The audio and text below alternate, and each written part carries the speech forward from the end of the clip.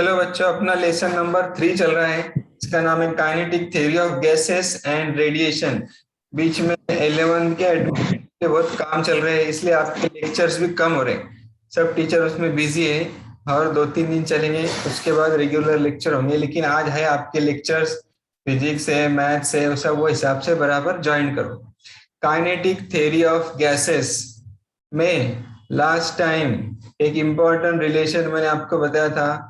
देखो, रिलेशन का नाम था मेयर्स रिलेशन। आपके स्क्रीन पर हमारा सी मेयर्स रिलेशन। मेयर नाम के साइंटिस्ट ने रिलेशन दिया। काय में था relation? Relation between specific heat of gas at constant volume, मतलब सीवी और सीपी, दोनों के बीच में रिलेशन था। Relation between CP and CV. क्या रिलेशन था? Cp minus Cv is equal to R. See this one.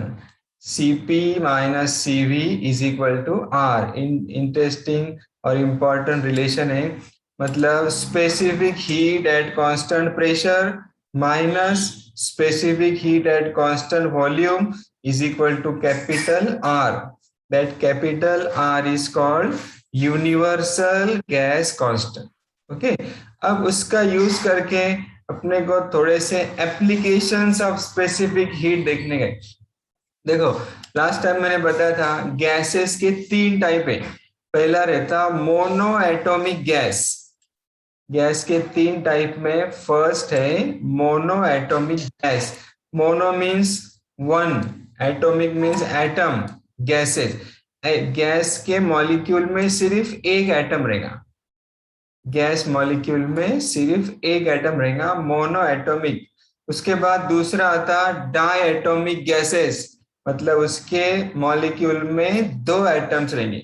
और तीसरा रहता पॉली एटॉमिक गैसेस, जिसके मॉलिक्यूल में 2 से ज्यादा एटम्स रहेंगे। सबसे पहले देखेंगे मोनो एटॉमिक गैसेस। अब मोनो एटॉमिक गैस एक ही एटम है उसमें, तो जैसे आपको पता है ये रहता है x axis, this is y axis and this is z axis. Gas will move in 3 possible direction. Gas molecule will move towards x axis or towards y axis or towards z axis. So this is called degree of freedom. कितने direction में घूम सकता वो? 3 direction में, इसलिए it has 3 translational degree of freedom. Degree of freedom last time मैंने बताया भी था, ये अपने सिलेबस में से ओमिट था इसके शुरू का पार्ट, लेकिन ये पार्ट अपने सिलेबस में है। तो गैस मॉलिक्यूल 3 टाइप से मूव हो सकता। कौन सा motion? Translational motion, along X axis, along Y axis और along Z axis. So it is having 3 translational degrees of freedom. Okay, consider monoatomic gas enclosed in a container. Okay, temperature is T and Na is number of atoms. इतने सारे molecules है gas में, तो average energy is 3/2 kBT। कहां से आया ये? देखो, लास्ट टाइम ये भी फाइंड किए थे। See, average kinetic energy per molecule is 3/2 kBT, where Kb is called Boltzmann constant. T is temperature. एक मॉलिक्यूल की एनर्जी 3/2 kBT रहती। वैसा यहाँ Na मॉलिक्यूल्स है, सो टोटल एनर्जी कितनी आएंगी? Total internal energy per molecule capital E is 3/2 kBT into Na. Na से उसको मल्टीप्लाई की। अब और एक रिलेशन देखो, Cv is dE/dt। देखो, लास्ट टाइम बताया था मैंने ये relation, dE is equal to Cv dt, जिसमें का dt अगर आप इधर लेंगे तो dE/dt is equal to Cv। अब Cv रहता specific heat at constant volume. dE is called increase in internal energy and dt is called increase in temperature. तो Cv is dE/dt, जिसमें से dE इधर है, ये E का वैल्यू जब डालेंगे 3/2 NaKb T क्यों निकला? Because you are taking derivative with respect to T. तो Cv is 3/2 NaKb. अब और एक चीज लास्ट लेक्चर में बताया था मैंने, NaKb का NaKb ये प्रोडक्ट आता capital R, universal gas constant R is equal to Na into Kb। इसका माइक चालू है, माइक बंद करो फैजान। ओके, तो Cv का वैल्यू आया 3/2 R। सिंपल रिलेशन है, देखो Cv specific heat at constant volume is 3/2 R।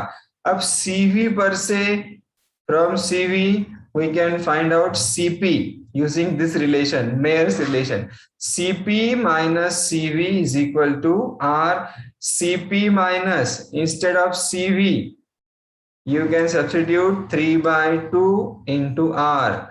Take this 3/2 towards right, it will become R plus 3/2 R. So 1 plus 3/2, ये एडिशन आता है कि आपको 1 plus 3/2 कितना आता? LCM 2। ओके, यहाँ 1 है, या ऊपर आएगा 2। 3 plus 2 5। 3/2 plus 1 is 5/2। Okay, 3/2 plus 1 is 5/2। Cp मिला 5/2 R। ओके, now see,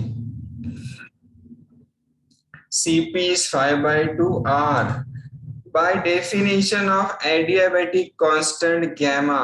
और एक टर्म यहाँ अपने को डिफाइन करना है, ये जो सिंबल दिख रहा है this is Roman symbol, it is called gamma. Gamma देखो ऐसा डिनोट करते गैमा, रोमन लेटर में गैमा है Cp upon Cv, the ratio of specific heat at constant pressure to specific heat at constant volume is called gamma। तो gamma is equal to Cp का value डालो 5/2 R, okay, Cv का value डालो 3/2 R, R cancel, 2 cancel, gamma का answer आया 5/3। तो इसमें mono atomic gas जो स्टडी कर रहे हैं हम लोग, मोनो एटॉमिक गैस में गैमा फाइंड करना था, गैमा का वैल्यू आया 5/3। याद रखो, न्यूमेरिकल्स में आ सकता, ये ज्यादा इंपॉर्टेंट पॉइंट नहीं है लेकिन अपने सिलेबस में। अब दूसरे टाइप का मॉलिक्यूल है डायएटॉमिक गैसेस, मतलब ये गैस के मॉलिक्यूल में 2 एटम्स रहेंगे।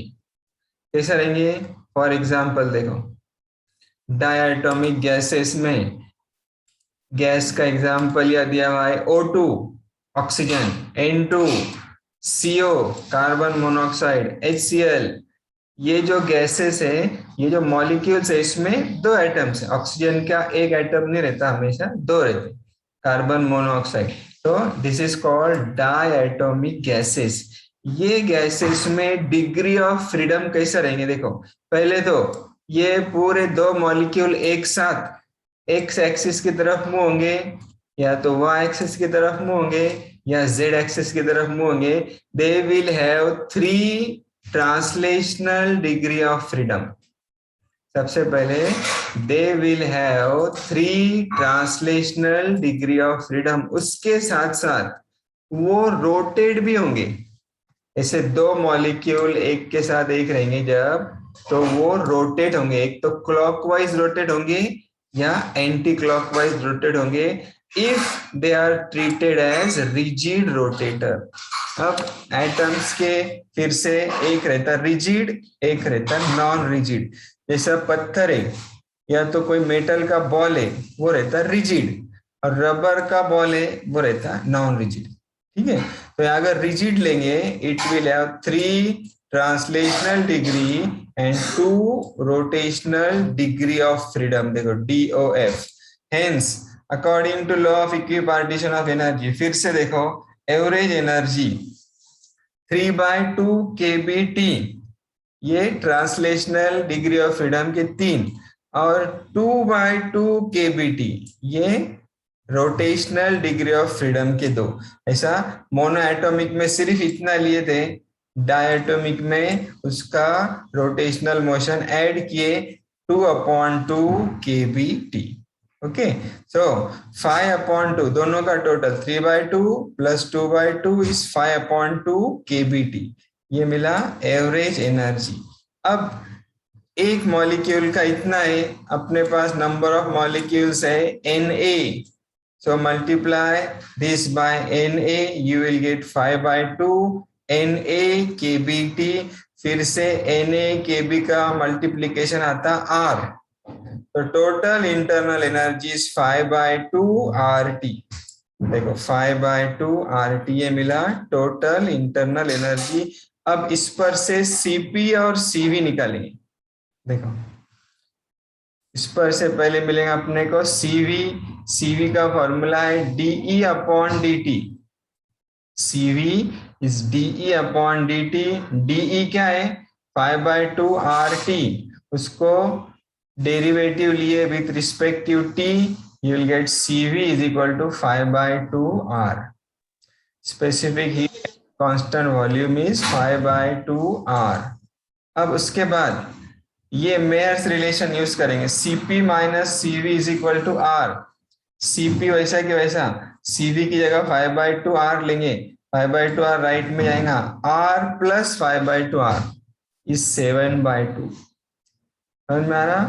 ये जैसा मैंने 1 प्लस 3/2 किया वो आया 5/2, 1 प्लस 5/2 आएगा 7/2, तो यहाँ आया 7/2 R। So by definition of adiabatic constant फिर से अपने को फाइंड करना है ये gamma. Gamma is Cp/Cv, gamma is Cp/Cv। अब Cp क्या है? 7/2 R divided by 5/2 R, R cancel हो आएगा 7/5। Gamma adiabatic constant for diatomic gases which is कौन सा लिए थे? Rigid molecule.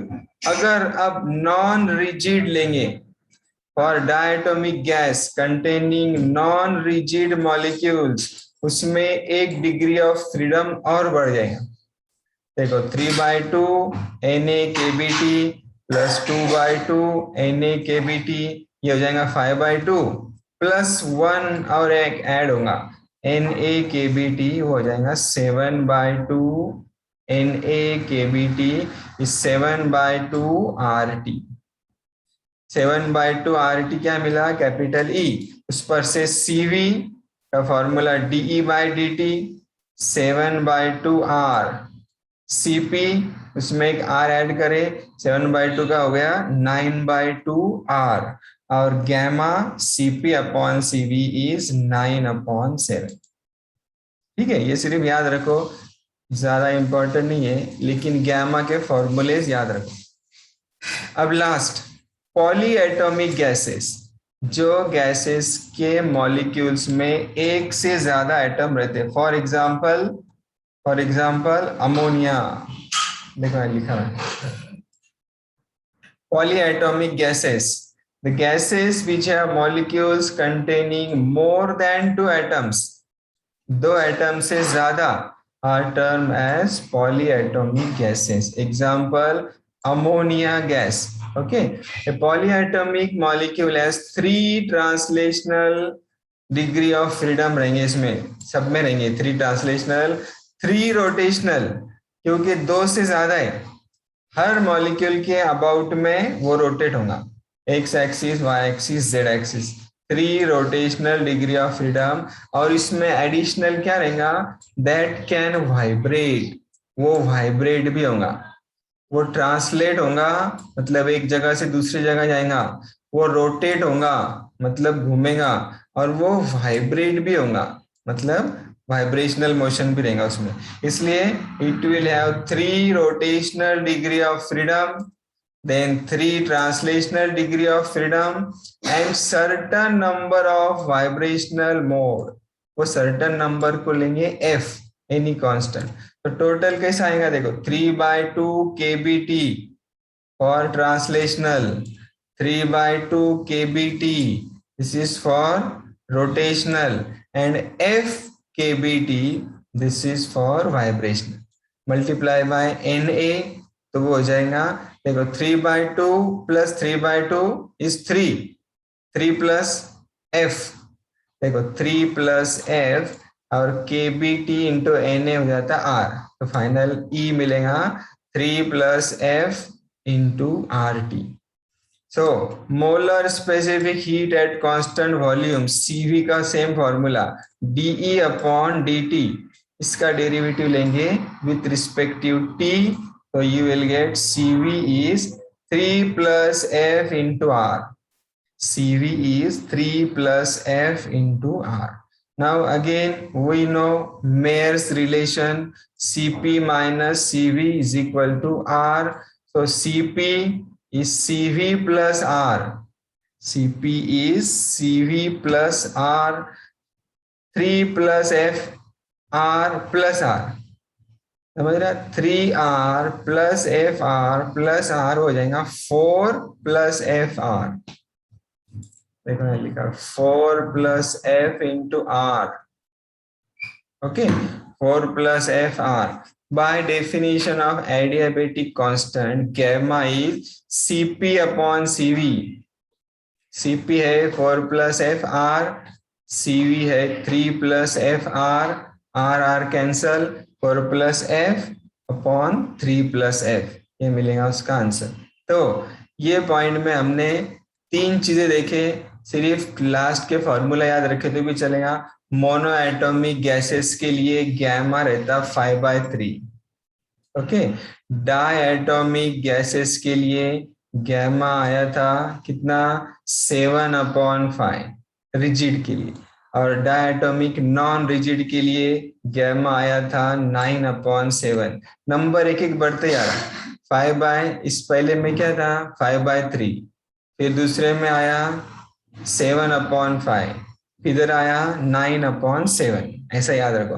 और लास्ट पॉली एटॉमिक में 4 plus F upon 3 plus F। ये कुछ पॉइंट पर अभी तक बोर्ड के एग्जाम में क्वेश्चन नहीं आया था, लेकिन ये अपने सिलेबस में है, क्वेश्चन आ सकता है, इस पे याद रखो, ठीक है। समझ में आया यहाँ तक, बोलो। Yes sir. हाँ देखो, एप्लीकेशन का नाम क्या है, फिर से एक बार देखो, शुरू में आएगा, देखो kinetic theory of gases and kinetic theory of gas rotation and radiation, right. तो इसमें आपका जब सिलेबस चेंज हुआ 12 का, वो सिलेबस चेंज होने से पहले इस 2 लेसन थे अलग अलग। पहले लेसन का नाम था काइनेटिक थ्योरी ऑफ गैसेस, दूसरे लेसन का नाम था रेडिएशन। तो सिलेबस चेंज होने के बाद दोनों को कंबाइन कर दिए, क्योंकि दोनों का एक दूसरे से रिलेशन है। तो अभी तक या ये पॉइंट तक जो देखे हमने, वो लेसन था kinetic theory of gases.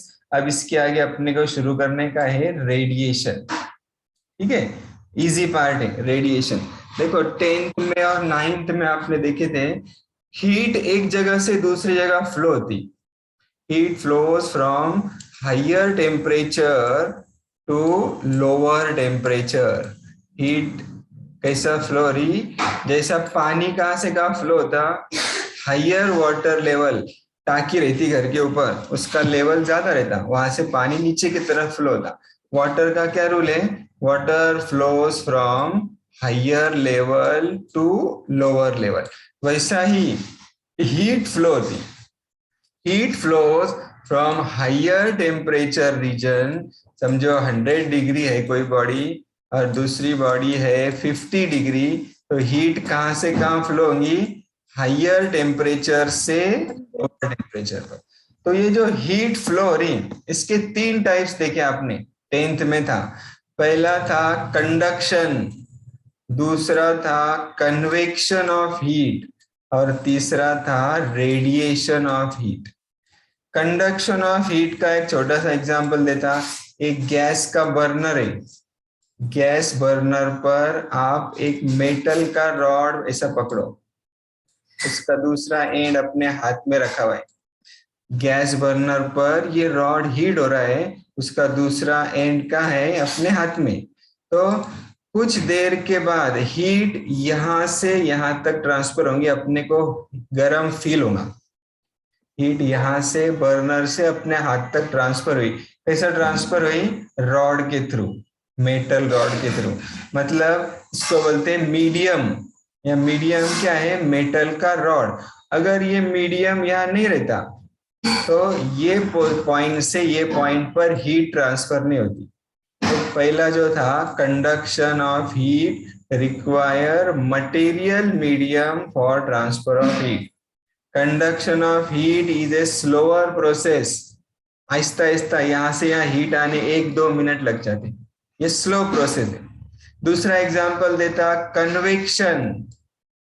Convection of heat, ये भी अपने सिलेबस में नहीं है, 10वीं में हो गया था। बीकर में पानी लो, वो बीकर को गैस बर्नर पर रखो, गैस बर्नर ऑन करो, बीकर में जो पानी है वो कुछ देर के बाद गर्म होगा। अब फिर से देखो, पानी के, वाटर के ऐसे लेवल्स रहते, this is top most level, this is bottom level. What will happen? Heat will absorb by bottom level first. when this level absorbs heat, its density will decrease. This layer will become light, it will come to the top layer, it will be replaced by this layer. जैसे water molecule एक जगह से दूसरी जगह move होते, देखेंगे भी आप गौर से, पानी बॉईल होता तो वाटर ऐसा मूव होते रहता अंदर के अंदर। तो this is convection of heat. इसमें भी मटेरियल मीडियम जरूरी, अगर वाटर नहीं रहता तो हीट नीचे से ऊपर तक नहीं जाती। This also is a slower process. So you know there are 3 types of transfer of heat. First is conduction of heat, second is convection of heat, and third is this one, radiation of heat, जो अपने को ये lesson में detail में study करना है। Radiation of heat क्या क्या रहता है रेडिएशन में?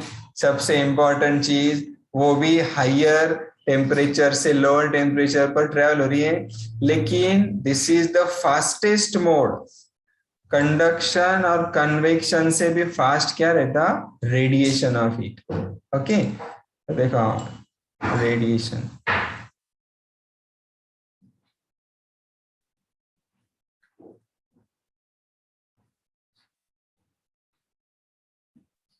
आया स्क्रीन दिख रहा है?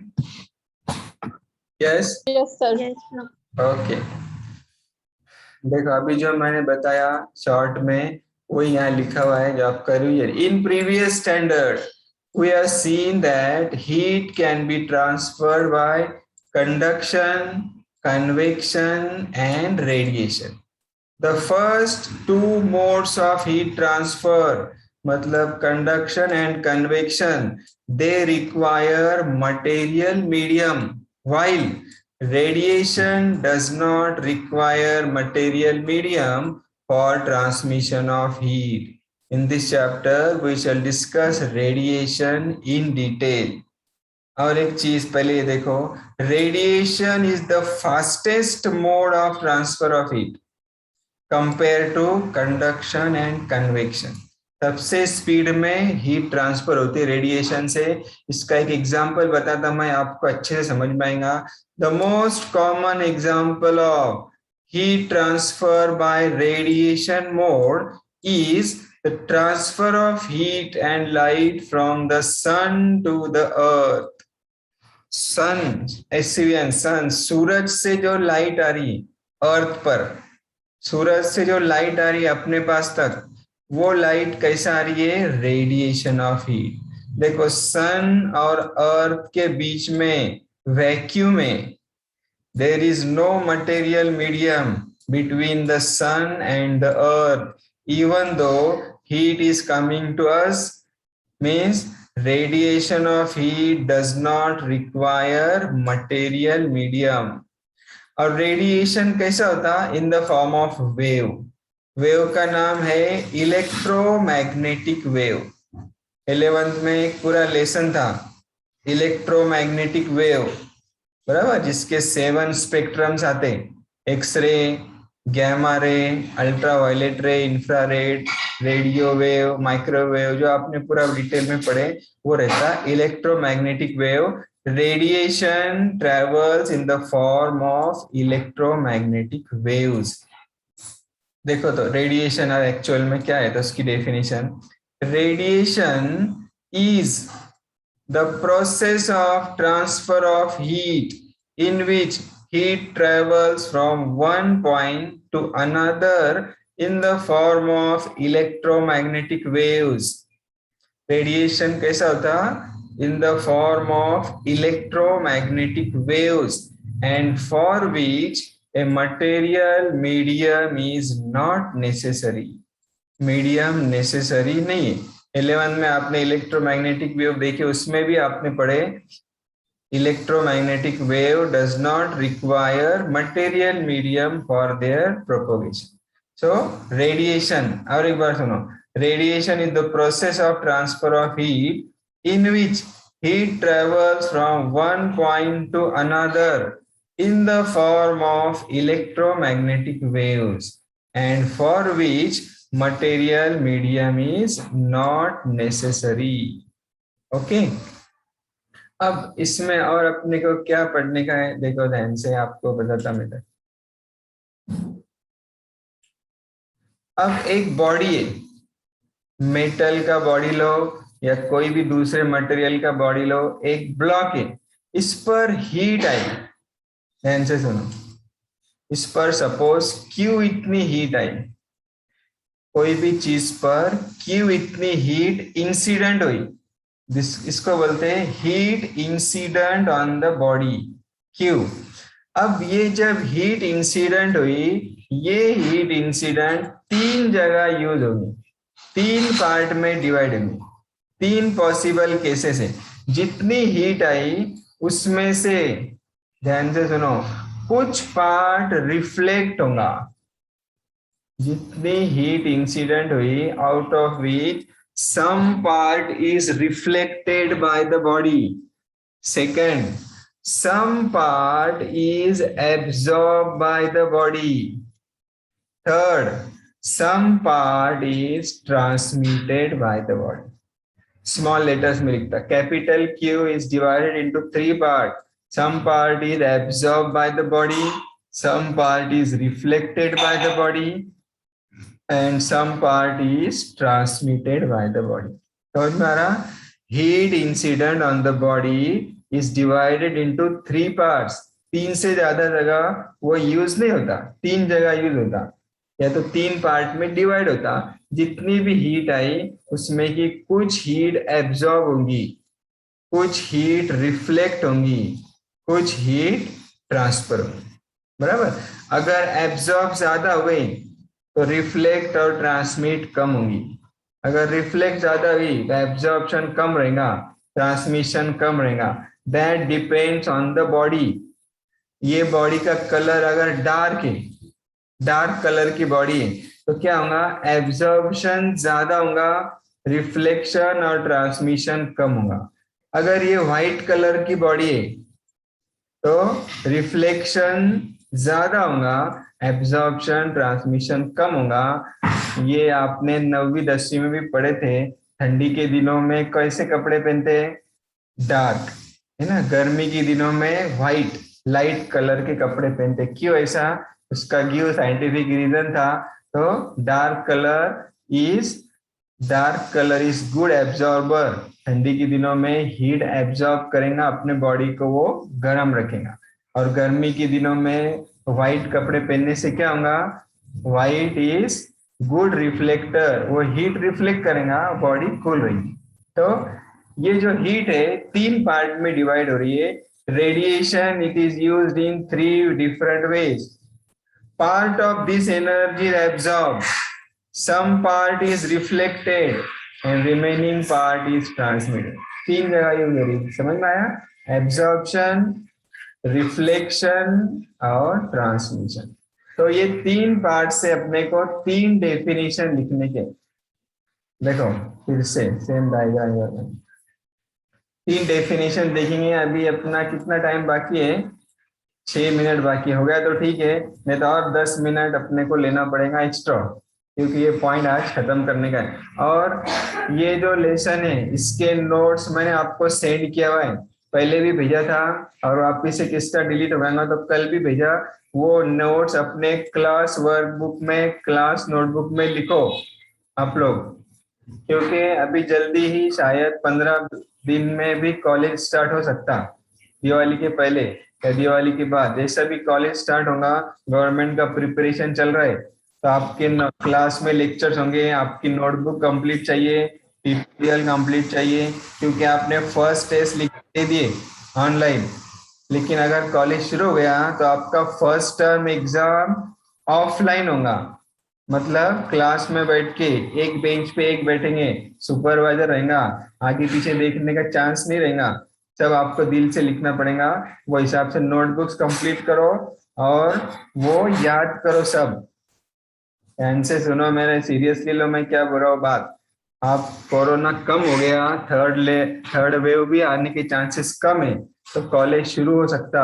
आपका जितना 11वीं में जैसा ऑनलाइन चल रहा था 12वीं में अभी तक, वो आपका ऑफलाइन होगा, एग्जाम होगा अच्छे से, बोर्ड का भी एग्जाम होगा ऑफलाइन, तो वो हिसाब से मेंटली प्रिपेयर रहो और पढ़ाई स्टार्ट करो। मोबाइल में दूसरी चीजों में टाइम पास करना कम कर दो। चलो ये पॉइंट अपने को यहाँ खत्म करना है, ध्यान से देखो। Interaction of thermal radiation and matter, अभी जो मैंने समझाया, सी Q is the heat incident on the body, out of which this heat is divided into 3 parts. QR is the quantity of heat reflected, QA is the quantity of heat absorbed, and QT is the quantity of heat transferred. तो मैं same चीज जो मैंने बताया था, let capital Q be the total amount of thermal energy incident on the surface, QA amount of heat absorbed, QR amount of heat reflected, and QT amount of heat transmitted। तो जितनी heat आई 3 parts में divide हो गई, इसलिए ऐसा लिख सकते Q is equal to QA plus QR plus QT। ठीक है, capital Q is QA, A suffix है, QA plus QR plus QT, dividing both sides by capital Q, Q upon Q 1, QA upon Q, QR upon Q and QT upon Q। तो इस QA upon Q की जगह लिखेंगे small a, ध्यान से देखो इसकी डेफिनेशन अपने को लिखने की, QR upon Q की जगह लिखेंगे स्मॉल r, और QT अपॉन Q की जगह लिखेंगे स्मॉल t, तीनों का total 1, A plus R plus T is 1, where small a is QA upon Q, small r is QR upon Q and small t QT upon Q। R इनके definitions लिखने के, small a को क्या बोलते हैं, coefficient of absorption, exam में अक्सर आते हैं definition, define coefficient of absorption small a, small r को क्या बोलते हैं, कोएफिशिएंट ऑफ रिफ्लेक्शन, और small t coefficient of transmission, QA upon Q, QR upon Q, QT upon Q। अब चलो इसकी डेफिनेशन देखते हैं।